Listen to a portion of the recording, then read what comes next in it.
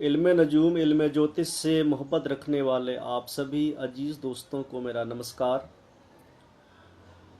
आज हम बात करेंगे रक्षाबंधन के बारे में। रक्षाबंधन सबसे पहले तो एक हमारी भारतीय सनातन परंपरा का त्यौहार है, जिसमें किसी भी जाति और धर्म का कोई भी बंदिश नहीं है, बल्कि ये भाई और बहन के प्रेम का त्यौहार है। इसे कोई भी इंसान जो है कर सकता है।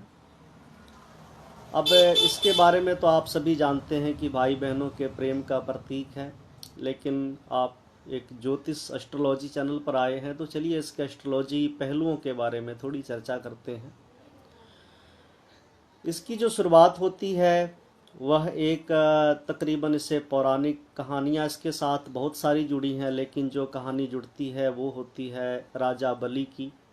जो सूत्र जब बांधा जाता है उस समय भी इस मंत्र को जो है पढ़ा जाता है।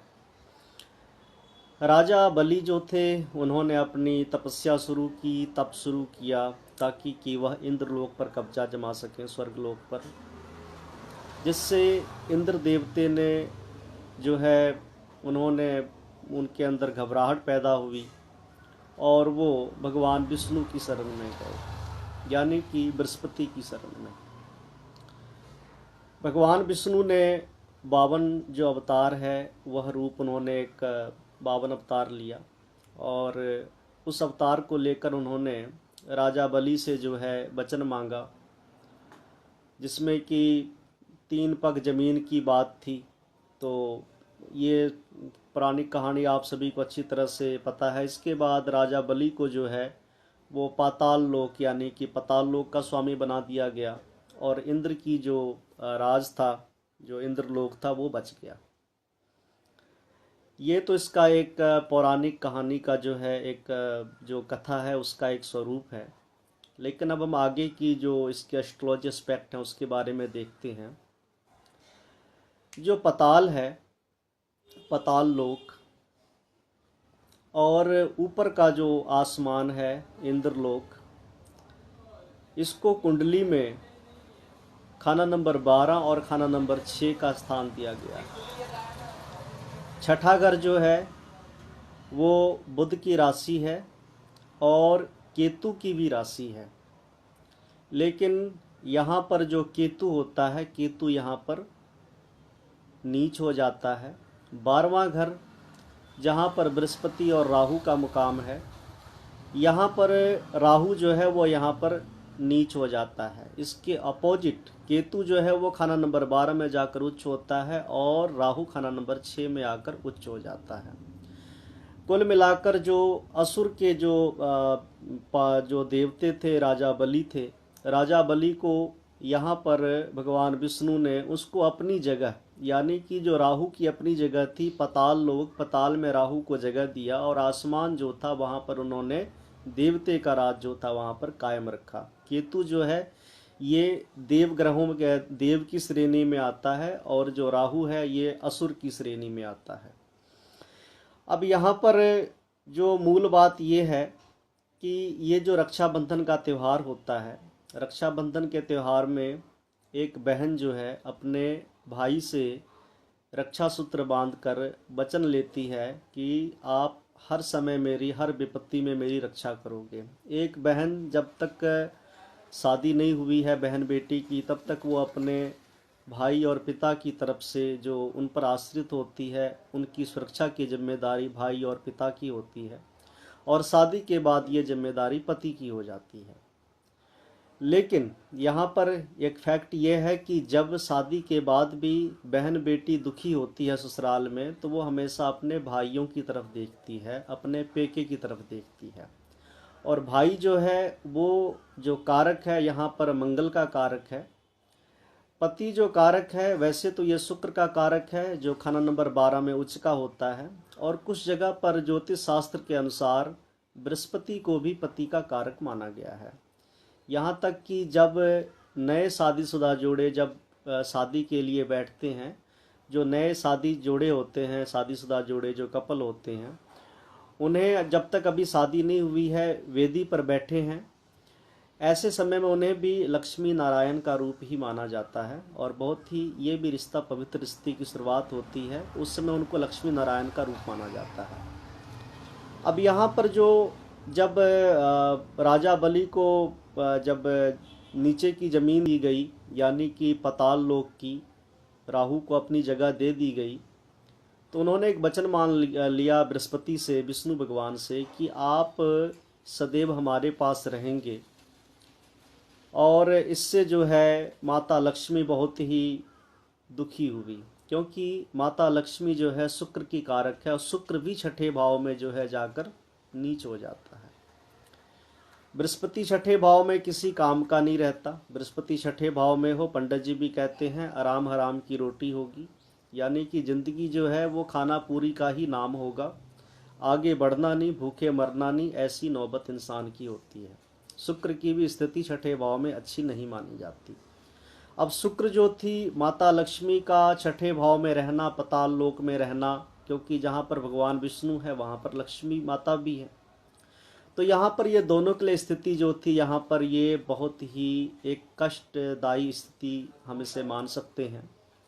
ऐसे में माता लक्ष्मी ने जो यहाँ पर राजा बलि को यहाँ पर अपना भाई बनाया और भाई बनाकर उसे एक रक्षा सूत्र जो है बांध कर ये वचन लिया, वह वचन वापस जो भाई से मांगते हैं, और मांगने में उन्होंने भगवान विष्णु को अपने साथ लेकर वापस स्वर्ग लोक चली गई, अपने लोक चली गई।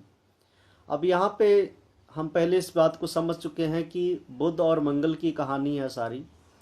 बुध मंगल से जो पैदा होता है वो शनि नीच पैदा होता है, और जो मंगल का जो एक विपरीत रूप है, जो विकराल रूप है, जो मंगल बध का रूप है, वो रूप भी राहु का ही रूप है। यहाँ पर बुध ने जो राहु से दोस्ती की, यानी कि राजा असुर से दोस्ती करके बुध ने क्या किया, राहु को बजरिया मंगल, यानी कि जो रक्षा सूत्र होता है, ये हमेशा ही शास्त्रीय विधान तो यही है कि ये हमेशा ही सूत का होता है और लाल रंग का होता है, और इसमें चावल के भी, कुमकुम के भी, कंचंद्र की भी मदद ली जाती है, ताकि यहाँ पर पूरी तरह से राहु यहाँ पर कंट्रोल हो सके। यहाँ पर इससे दो फायदे होते हैं। बहन बेटी जो होती है ससुराल में जब दुखी होगी तो हमेशा ही उसके पीछे राहु का योगदान होता है, क्योंकि राहु ससुराल का कारक है। और ससुराल में जब भी बहन बेटी परेशान होगी, यानी कि बुध जो है वो राहु से परेशान है। राहु कौन सा, जो मंगल बध का ही दूसरा रूप है। तो यहाँ पर मंगल नेक की जो चीज़ है, जो सुर्ख रंग का जो धागा है, वो भी सूती रंग का धागा, क्योंकि जितने भी सूती वस्त्र होते हैं, सूती जो है, सूत है, ये चंद्रमा का होता है। और उस चंद्र मंगल के जरिए यहाँ पर एक तो राहु को यहाँ पर कंट्रोल कर लिया जाता है, और जिसके हाथ पर बांधा गया है, एक तो बुध ने अपनी तरफ से मंगल की हेल्प ली, भाई की हेल्प ली, भाई के हाथ पर मंगल का सूत्र बांधकर अपनी रक्षा का वचन ले लिया, और इसके साथ ही भाई की भी रक्षा इससे तरह से हो जाती, क्योंकि मंगल बध कभी भी हो सकता है। तो यहाँ पर क्या है कि जो भाई है, भाई जो स्वयं मंगल था, कहीं उसका भी मंगल बध ना हो। यहाँ पर जो सूत्र जो है, यहाँ पर ये मंगल नेक का कार्य करता है। और रक्षाबंधन जो है, हम सभी जानते हैं कि भाई बहनों के प्रेम का प्रतीक है। तो भाई बहनों के जो प्रेम, जहाँ पर प्रेम है वहाँ पर मंगल बध नहीं है, जहाँ पर लड़ाई झगड़े हैं वहाँ पर मंगल बध है। मंगल बध क्रोध का ही दूसरा रूप है, और मंगल नेक जो है वो शांति का है, आगे बढ़ने का है, फलने फूलने की ताकत जो है वो मंगल नेक की है, और जलने की, ईर्षा की, क्रोध की, लड़ाई झगड़े, ये सभी मंगल बध राहु के ही चैप्टर हैं। अब इसे जहाँ पर बांधा जाता है वो है हमारी कलाई की जगह। हस्तरेखा में राहु केतु के जो पर्वत होते हैं वो हथेली में कहीं पर भी नहीं होते हैं। अगर मैं आपको एक हथेली की साइनी बताऊं तो हथेली में जो है, यहाँ पर अगर आप देखेंगे तो ये बृहस्पति का मुकाम है, ये शनि का मुकाम है, ये सूर्य का मुकाम है, ये शुक्र का मुकाम है। यहाँ पर ये मंगल बध का है, ये मंगल नेक का है, ये चंद्रमा का है, ये शुक्र का है। और इसके जो आप कलाई देखते हैं, इस कलाई के एक तरफ में राहु है और दूसरी तरफ में केतु है, यानी कि राहु केतु को जो जगह मिली है वो कलाई पर ही जगह मिली है। तो यहाँ पर जो मंगल का जो धागा है, जो प्रेम का धागा है, जब इस कलाई पर बांधा जाता है, जो मौली भी कलाई पे बांधी जाती है, यहाँ पर इसको बांधने से मंगल और जो राहु और केतु जो होते हैं, दोनों के दुष्प्रभाव दूर हो जाते हैं। लेकिन एक मिनट रुकना, ये जो नियम है, सिद्धांत है, ये प्रेम का प्रतीक है। हमारे हिंदुस्तानी जो भारतीय सनातन संस्कृति का प्रतीक है।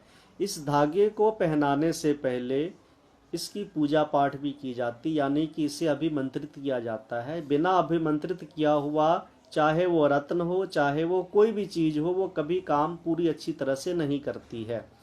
तो इस जो सूत्र को बांधने से पहले भगवान विष्णु का जो भी विष्णु सहस्त्र नाम है, बृहस्पति का या सूर्य का या चंद्र का, इन तीनों ग्रहों से संबंधित, क्योंकि ये पहले से भी जब पहनाते हैं उस समय भी इन चीज़ों का अगर हम जप करते हैं अपने हिसाब से, जो भी आपके प्लैनेट हैं, अगर किसी लड़की का बृहस्पति नीच है तो वो विष्णु सहस्त्र नाम का पाठ, अगर सूर्य का है तो वो सूर्य जो है आदित्य हृदय स्रोतम, या और भी जो सूर्य के मंत्र हैं, या चंद्रमा के मंत्रों से भी मंत्रित करके अगर इस सूत्र को बांधा जाए तो ये सूत्र जो है बहुत ही कारगर मंगल नेक का उपाय भी है। और इसको करने से दोनों को फायदा मिलता है। एक तो जो बुध है, लड़की है, उसका खुद का राहु कंट्रोल हो जाता है, और जो भाई है, भाई का भी मंगल नेक हो जाता है। तो इस तरह से यहाँ पर दोनों के दोनों ही कंट्रोल हो जाते हैं। इसी आधार पर जो लोहे के कड़े पहने जाते हैं, क्योंकि शनि, राहु और केतु दोनों ही शनि के एजेंट हैं। तो ऐसे में जो लोहे का कड़ा पहना जाता है, लोहे का कड़ा भी यहाँ पर शनि, राहु और केतु दोनों को एक अच्छे दिशा में ले जाने के लिए ही लोहे का कड़ा भी यही प्रभाव रखता है।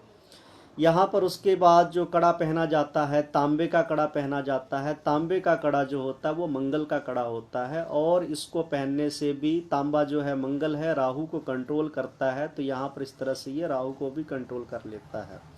चांदी का जो कड़ा है, चांदी भी राहु को, चंद्रमा जो है राहु को शांत हो जाता है, तो इसलिए यहाँ पर चंद्रमा का भी जो है कड़ा पहना जाता है चांदी का। इसके अलावा जो सोने का कड़ा है, इसके अपोजिट देखेंगे तो जो केतु है वो बृहस्पति का चेला है। इसको पहनने से यहाँ पर बृहस्पति केतु के भी योग जो हैं वो शुभ योग हो जाते हैं। इस तरह से हमारी जो परंपरा में, चाहे वो रक्षाबंधन है या चाहे जो भी हम सूत्र के रूप में, चाहे वो कड़ा है, लोहे का है, चांदी का है, तांबे का है या सोने का है, इन धातुओं का जो कड़ा होता है ये भी हमारे प्लैनेटरी पोजीशन, खास करके राहु केतु को कंट्रोल करने के काम में आते हैं।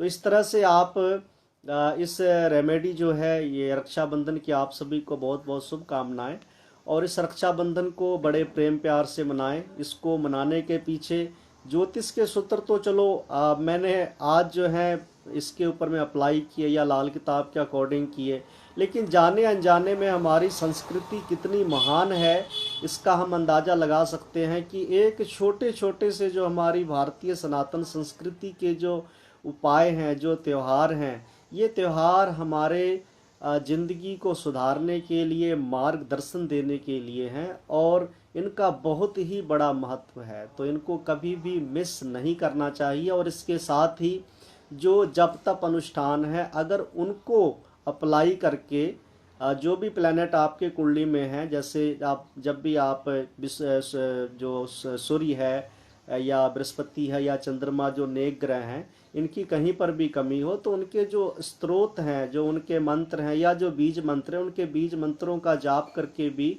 अगर इस जो रख है, जो ये एक रक्षाबंधन का कवच है, अगर इसको अभिमंत्रित कर लिया जाता है तो ये बिल्कुल सोने पर सुहागे का काम करता है।